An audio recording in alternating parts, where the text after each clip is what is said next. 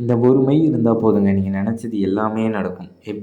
எல்லாமேனாக்கா நீங்கள் ஒரு காரியம் பண்ணுறீங்க, அதில் நீங்கள் தான் சிறப்பானவராக இருப்பீங்க. எல்லாத்துலேயும் வெற்றி அள்ளி கொடுக்கக்கூடியது. சரிங்களா?